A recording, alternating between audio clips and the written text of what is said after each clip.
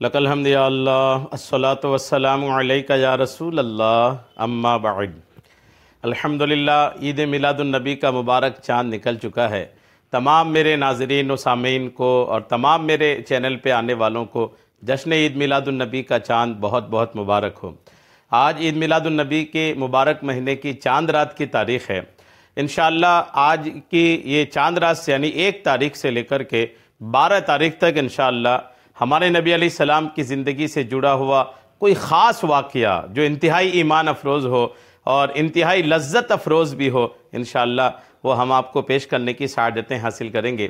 آج ایک عظیم الشان واقعہ، حضور کی پیدائش کے دن کا واقعہ، حضور کی پیدائش کے تعلق سے ایک بہت ہی ایمان افروز اور بہت ہی زیادہ تاریخی واقعہ ہے، میں انشاءاللہ آپ کو پیش کرنے جا رہا ہوں۔ یہ واقعہ میں آپ کو الروض الفائق فی المواعظ والرقائق جو حضرت علامہ شعیب حریفش رحمۃ اللہ تعالی علیہ کی کتاب ہے، اس کتاب سے یہ واقعہ ہم آپ کو پیش کرنے کی سعادتیں حاصل کر رہے ہیں۔ آپ توجہ کے ساتھ سنیے۔ حضرت سیدنا عامر رضی اللہ تعالیٰ عنہ، یہ ایک شخص تھے آقا کریم علیہ السلام کی پیدائش کے وقت۔ سیدنا عامر رضی اللہ تعالیٰ عنہ کے پاس ایک بت تھی جس کی وہ عبادت کیا کرتے تھے، اور ان کی ایک بیٹی تھی جو فالج اور جذام کی بیماری میں مبتلا تھی، لقوا گرس تھی، اور چلنے پھرنے سے بھی وہ قاصر تھی، نہیں چل پھر پاتی تھی۔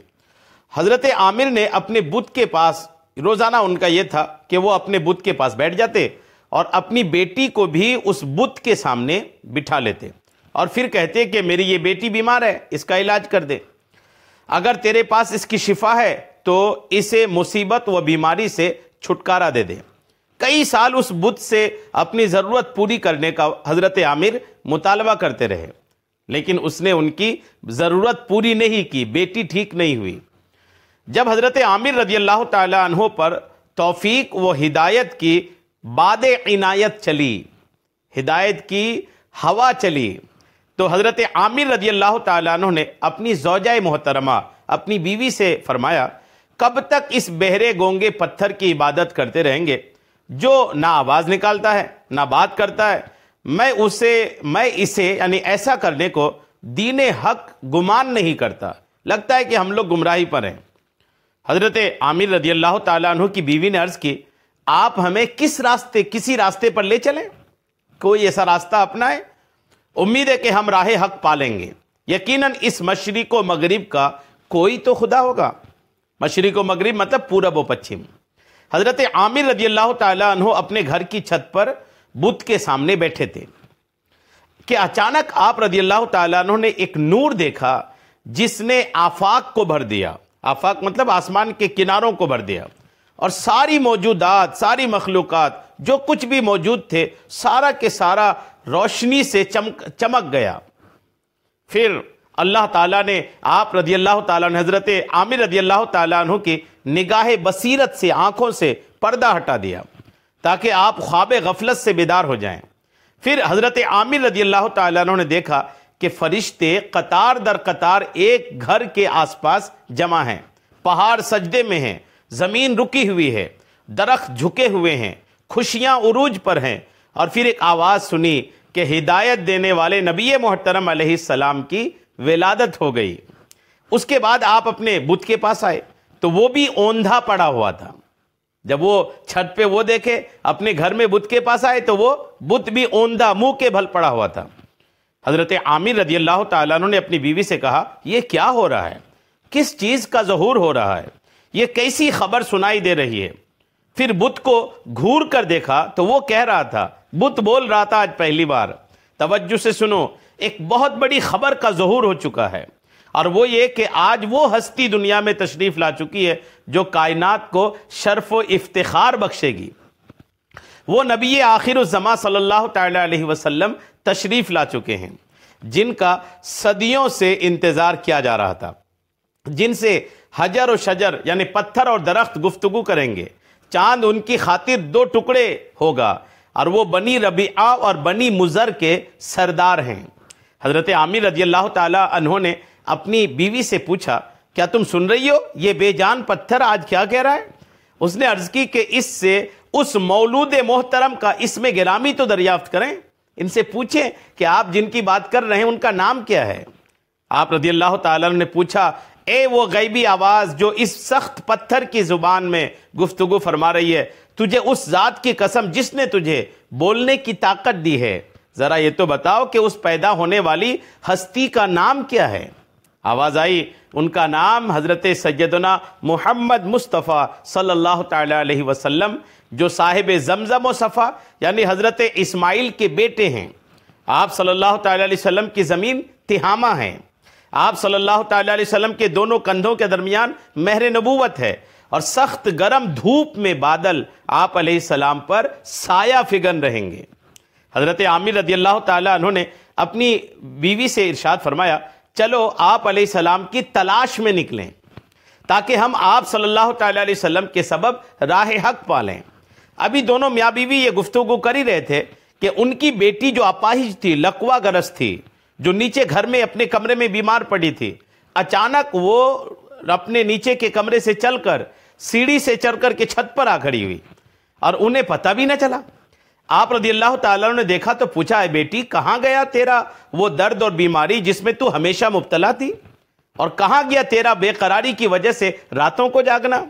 بیٹی نے جواب دیا، اے میرے والد محترم، میں نے خواب دیکھا کہ میرے سامنے ایک نور ہے اور ایک شخص میرے پاس آیا، میں نے اس سے پوچھا کہ یہ نور کس کا ہے جو میں دیکھ رہی ہوں، اور یہ شخص کون ہے جس کا نور مبارک مجھ پر چمک رہا ہے؟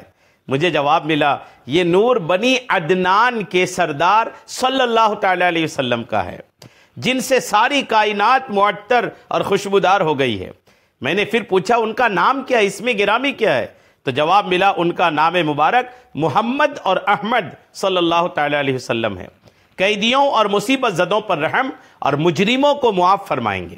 میں نے پوچھا، ان کا دین کیا ہے؟ جواب ملا، دین حنیف۔ میں نے پوچھا، ان کا نسب کیا ہے؟ جواب ملا، قریشی عدنانی۔ میں نے پوچھا، یہ کس کی عبادت کریں گے؟ جواب ملا، خدائے وحدہ لا شریک کی۔ میں نے پوچھا، اے مجھ سے خطاب فرمانے والے تو کون ہے؟ جواب ملا، میں ان کی آمد کی بشارت دینے والے فرشتوں میں سے ایک ہوں۔ میں نے عرض کی، جس دکھ درد میں میں مبتلا ہوں اس کے بارے میں تیرا کیا خیال ہے؟ اس نے جواب دیا کہ بارگاہ رب العزت میں ان کی جو تشریف لا رہے ہیں ان کی عظمت اور جاہ اور مرتبہ کا وسیلہ پیش کرو کہ اللہ عز و جل نے خود ارشاد فرمایا ہے، میں نے اپنا راز اور اپنی برہان ان کو ودیعت کر دی ہے، یعنی ان کو دے دی ہے۔ اب جس نے بھی ان کے وسیلے سے مجھ سے دعا کی میں اس کو ضرور قبول کروں گا، اور قیامت کے دن اپنے نافرمان کے حق میں بھی ان کی شفاعت قبول فرماؤں گا۔ وہ بچی کہتے پس میں نے اپنے ہاتھ پھیلائے اور اللہ عز و جل کی بارگاہ میں آپ صلی اللہ تعالیٰ علیہ وسلم کے مرتبہ کمال کا واسطہ دے کر کے دعا کی اور اپنا ہاتھ اپنے جسم پر پھیر لیے۔ اب جب کہ میں بیدار ہوئی تو بالکل تندرست ہو چکی تھی، جیسا کہ آپ مجھے دیکھ رہے ہیں۔ حضرت سیدنا عامر رضی اللہ تعالیٰ عنہ نے اپنی بیوی سے فرمایا، یقیناً اس مولود مسعود صلی اللہ تعالیٰ علیہ وسلم کی خبر خوش آئند اور بڑی دل آویز ہے۔ ہم آپ علیہ السلام کی عجیب و غریب نشانیاں سن اور دیکھ رہے ہیں۔ میں تو ضرور آپ علیہ السلام کی محبت میں وادیاں اور گھاٹیاں پار کرتا ہوا آپ علیہ السلام کی بارگاہ تک رسائی حاصل کروں گا۔ چنانچہ وہ قافلے کے ساتھ گھر سے نکل کھڑے ہوئے اور مکہ مکرمہ کا قصد کیا۔ وہاں پہنچ کر حضرت سیدتنا آمنہ رضی اللہ تعالی عنہا کے گھر کے بارے میں پوچھا اور پھر حضور کے کاشانہ اقدس کے دروازے پر دستک دی۔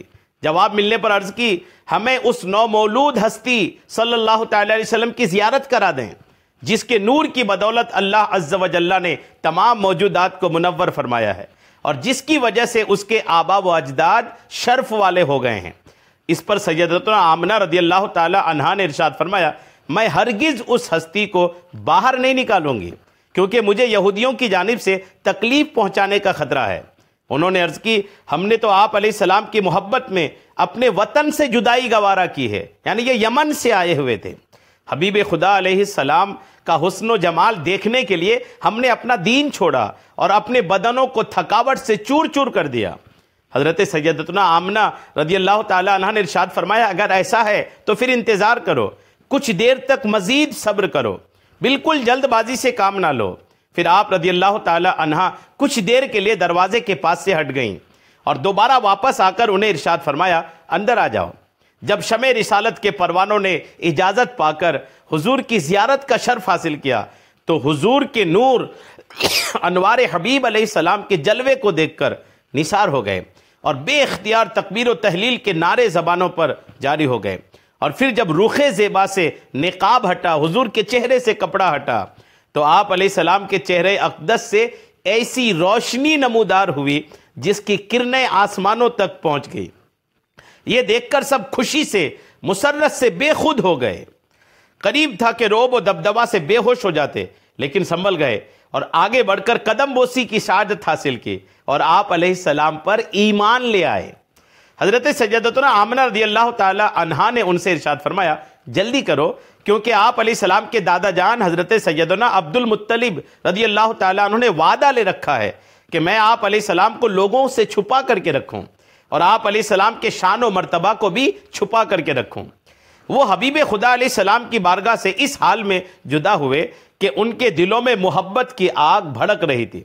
پھر حضرت سیدنا عامر رضی اللہ تعالیٰ عنہ نے بے خودی میں اپنا ہاتھ دل پر رکھ دیا اور کہا، مجھے واپس سیدتنا آمنہ کے در دولت پر لے چلو، ان سے دوسری بار رخ مصطفیٰ کے حسن و جمال کی زیارت کی بھیک مانگتے ہیں۔ لہٰذا وہ سب ان کی بے قراری دیکھ کر واپس چل پڑے۔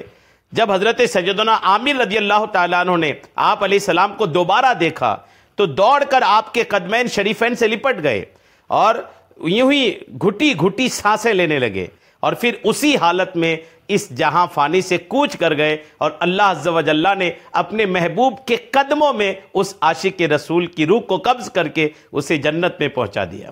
اللہ عز و جل کی قسم، عاشقوں اور سچی محبت کرنے والوں کے یہی اوصاف ہوتے ہیں۔ غور کیجئے کہ آقا کریم پر پہلی جان فدا کرنے والے اور آقا پر ایمان لانے والوں میں پہلی شخصیت حضرت عامر رضی اللہ تعالیٰ عنہ کا یہ مبارک واقعہ تھا۔ جھومیے، اس واقعہ کو بار بار سنیے، دوسروں کو سنائیے۔ اللہ کریم ہم سب کو جشن ولادت کی خوب برکتیں عطا فرمائے، آمین، بجاہ النبی الامین صلی اللہ تعالی علیہ وسلم۔